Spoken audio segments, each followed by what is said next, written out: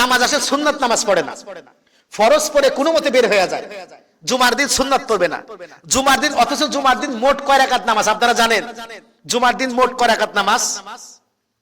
জুমার দিন সর্বমোট হচ্ছে 16 রাকাত নামাজ, সর্বমোট 16 রাকাত নামাজ। আপনি যখন মসজিদে ঢুকছেন, ঢুকার পরে 2 রাকাত তাহিয়াতুল ওযু নামাজ পড়বেন। আল্লাহ নবী এটা সম্পর্কে হাদিস আছে।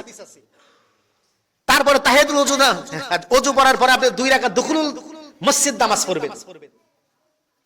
দুখুলুল মসজিদ পড়ার পরে আপনি 2 রাকাত কবলাল জুমা পড়বেন।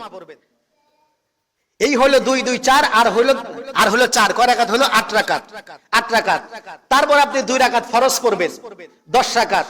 তারপরে 4 রাকাত বাদাল জুমা পড়বেন।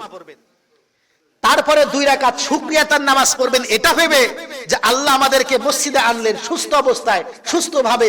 আজকে জুমার দিন, দোয়া কবুলের দিন, আজকে গুনাহ মাফের দিন। আজকে আমি নামাজ পড়লাম সুন্দরভাবে, আল্লাহ রাব্বুল আলামিন আমাকে সুস্থতার সাথে নামাজ পড়াইলেন, শেষ করাইলেন। এটা ভেবে 2 রাকাত ডবল নামাজ পড়বেন। তাহলে মোট কয় রাকাত হইল? 16 রাকাত শুকরিয়াতার নামাজ।